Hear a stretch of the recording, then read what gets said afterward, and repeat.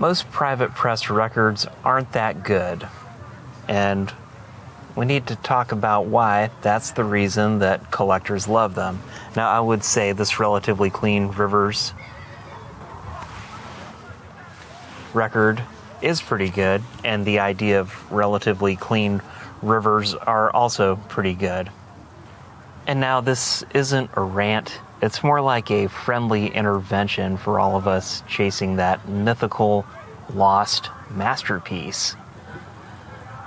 Hi, I'm Stefan, a music nerd and aviation lover, always looking for the next great record or on the quest for the next unobtainable thrill. So this is why I'm doing this outside today.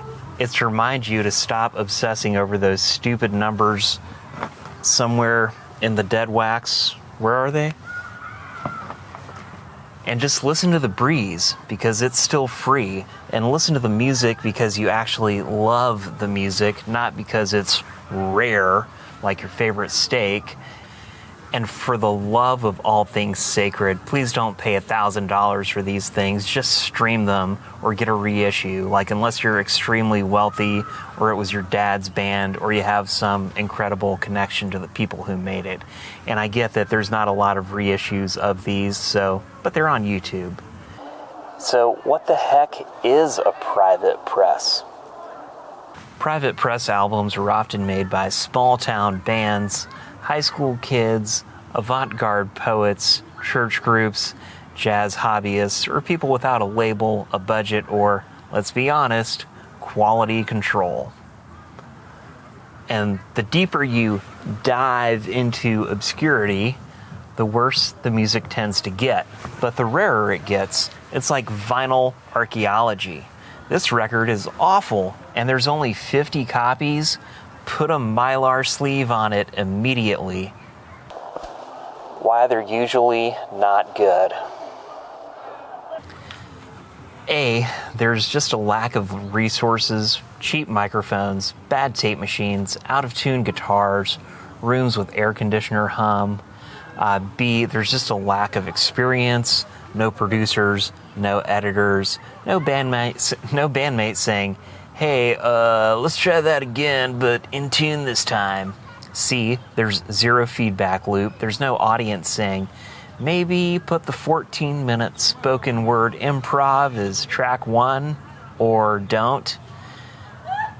Half the charm is hearing a guitar that's not just out of tune, it's transcendentally out of tune.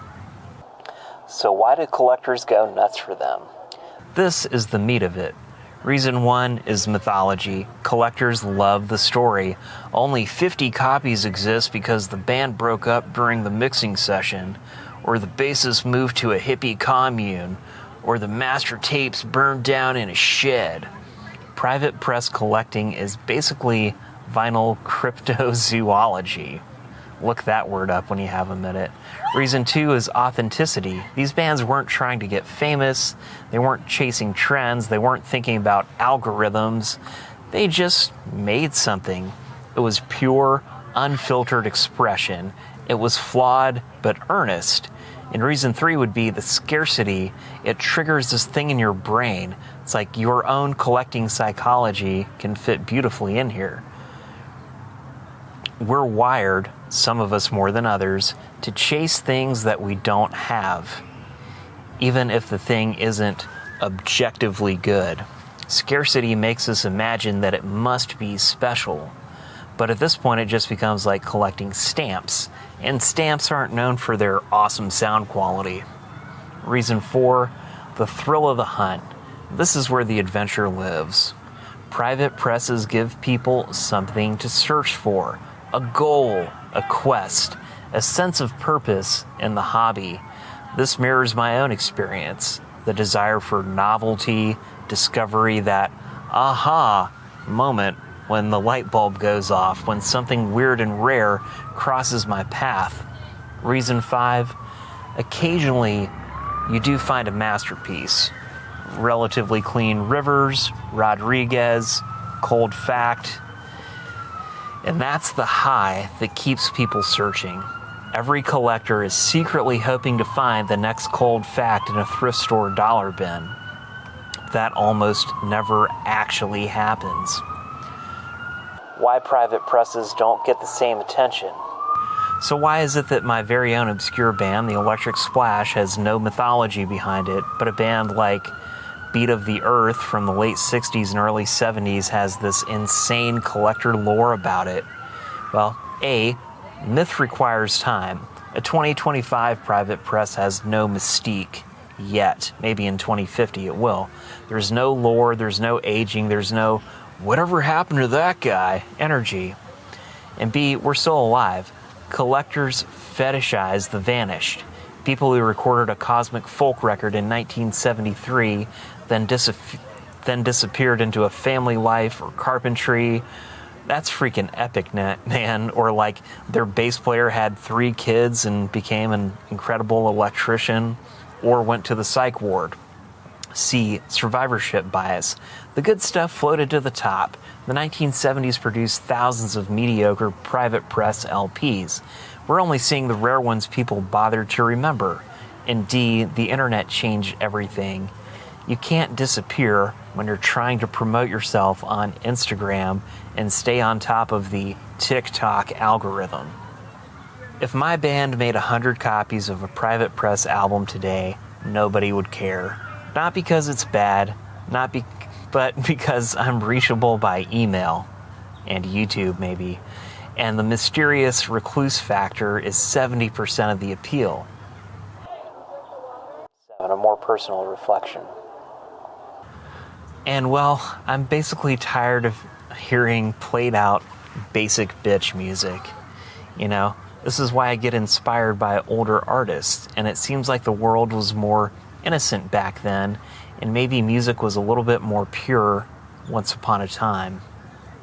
And nowadays it seems like a lot of local music scenes are more about what the show looks like on Instagram rather than the integrity of the music or the purity and honesty of expression. You know, when your desire to make meaningful art, it was easier to stand for something meaningful when there was less stuff to stand for. Maybe back in the 60s and 70s, being young was all that you had to stand for. With the age of the internet and even the vinyl community and the rising price of vinyl, it's easy to like way too much music these days. Or maybe I get bored with the bands I've been listening to for 25 years, and I want to listen to something awful just to once again appreciate how good the Rolling Stones really were. But maybe we chase private presses because they remind us that music doesn't need validation to matter. These weren't people with managers and, cricket bats. They didn't have publicists or TikTok accounts. They were people like you and me recording because they just loved what they were doing. Closing thought. Most private press albums are not that great, and that's okay.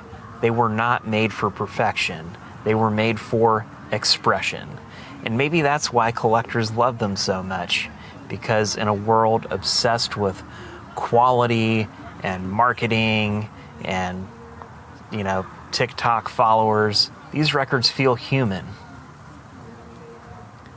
And sometimes they're rare, expensive, and out of tune, which honestly is kind of perfect because life is not always in tune. And perhaps that's why we love the Beatles so much. They gave us this fantasy, this perfect pitch, but for every Beatles, there's perhaps another Rodriguez hiding in the shadows somewhere, waiting to be found in a dusty attic or buried in sand like a lost treasure from a Spanish shipwreck.